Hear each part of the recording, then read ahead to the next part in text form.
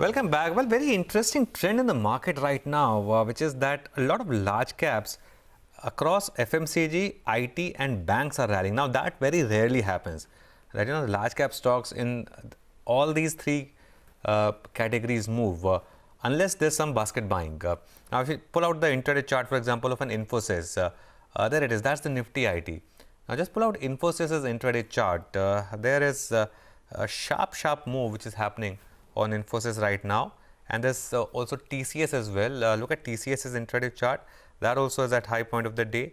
Tech Mahindra and Mindtree. So these are the IT names which are at high point of the day right now. And as you can see, there's a very sharp move which has happened in the last 10-15 minutes. Now throw in chart of Hindustan Unilever. That's also at high point of the day. There as well you've seen some buying. And finally, you throw in charts of the HDFC Twins.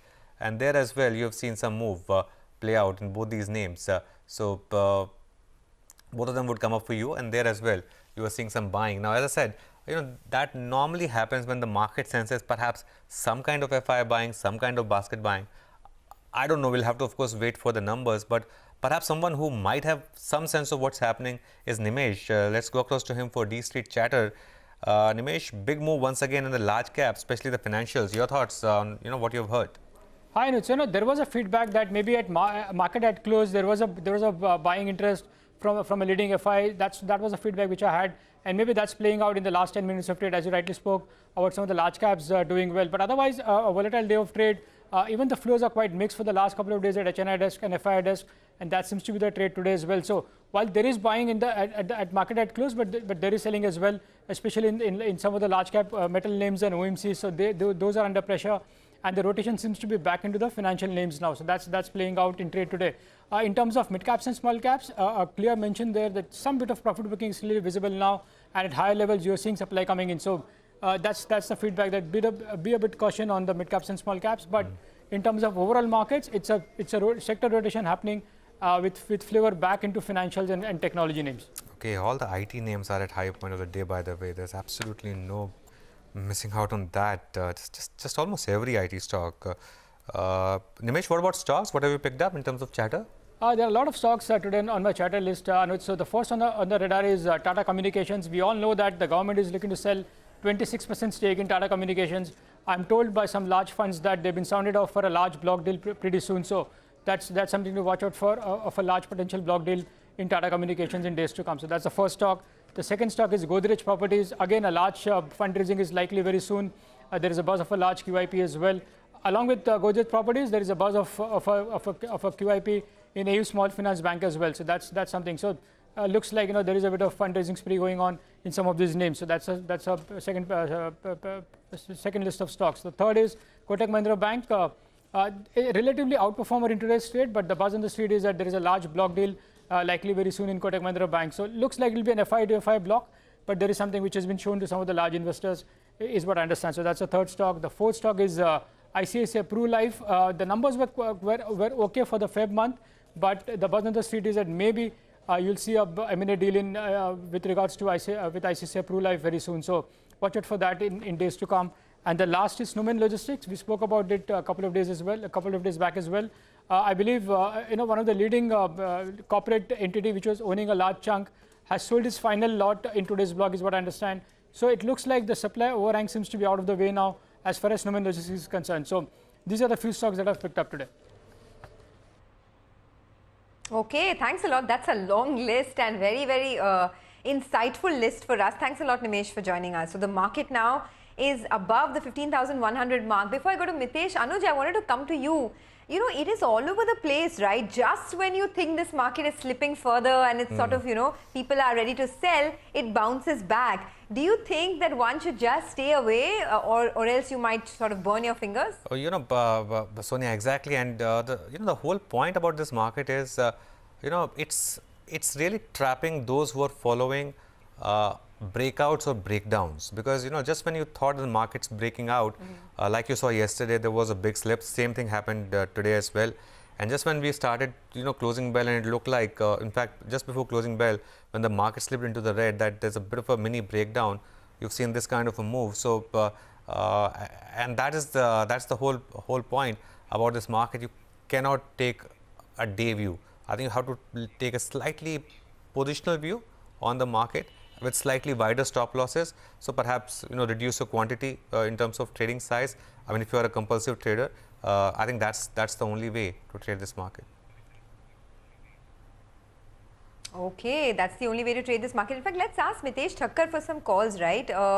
And let's find out what are some trades, perhaps even within this volatile market, that you can execute. Mitesh, your own view on how to move around over the next, say we have about 15 minutes, but even over the next 24 hours, what should the call be? And on individual stocks, what are you looking at? So I think the index view has been more of contraction, but this last 1 hour bar I think is very positive. So again, I would now keep the pivots at 15,115, 15,250, but there's a good chance that we might actually cross 15,115, head towards the 15,250 second pivot on the upside. So in that sense, mildly positive. I have one buy and one sell call right now. Aurobindo Pharma is an STBT with a stop at 855 for targets of 830, and BTST on HDFC Bank with a stop at 1551 for targets of 1580.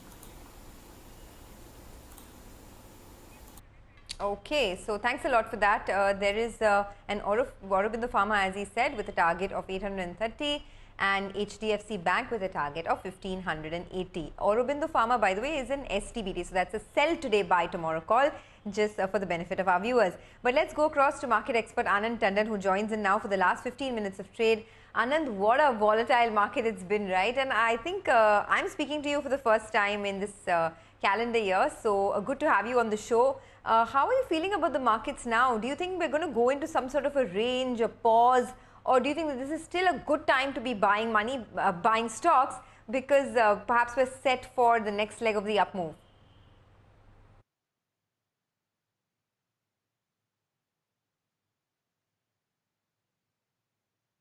Reaching you? Oh, I think Anand is on mute. So what we'll do is we'll just go back to him in a bit. But before that, just wanted to point out that the mid-cap index also recovered quite a bit from its lows, and a lot of big movers over there. Bama Lorry has been the big mover today, 6% higher, MTNL as well. Anand, good afternoon. I was asking you about your view on the markets now, given the kind of volatility that we've seen. Right. What I was saying was that, I have stopped trying to make a prediction on how far the market can go and whether or not there is value in it. The only question is whether you can find stocks that you can move up. And now that we are again looking at the frontline stocks, because the mid cap and small cap have rallied quite considerably, I think you are back to trying to look at which are the sectors that one can be looking at. My basic thesis continues to remain that we will be more inflationary than the market thinks, and consequently, many of the old economy stocks will do well. But again, the rally near term has been so sharp there that you now have to go back to the old sectors. I think one of the sectors that has somewhat underperformed, for example, has been FMCG. And that is a great beneficiary of any inflation, because while volumes cannot go up beyond a point, whenever the price rise starts to happen, that obviously plays through into the top line. And therefore, the bottom line can obviously increase slightly more than commensurately. So I think, right now, if you were looking at stocks to buy, I would go out and recommend many of the frontline FMCG companies. Not that they are cheap, but, as I said, right now you're looking for the delta from wherever you can get it. Okay, so Anand, good afternoon. The sector of the moment right now is large cap IT. Any thoughts on names like Infi or HCL Tech? Still remains one of the cheaper sectors, Anuj, because they're still valuing themselves at around 30 times, at least TCS or whatever, and therefore compared to where the rest of the market is, it's not expensive.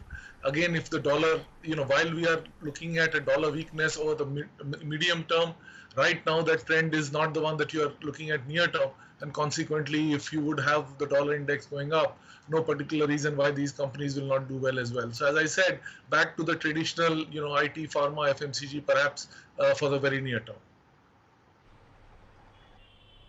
But we were just having a discussion about some of these FMCG stocks. They are growth stocks, as we call them, but some of them are not even growing, right? I mean, the growth that we're seeing is barely about 5%, 6%. If you look at names like ITC, HUL, how do you make money in a market like this in these names? So how do you approach that pack now?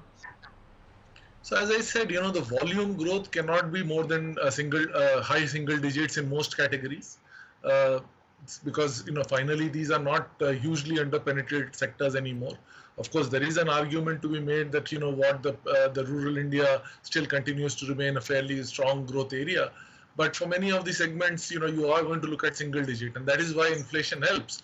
Because all said and done, if you are able to raise the prices, that is what will drive your bottom line back to double digit kind of growth.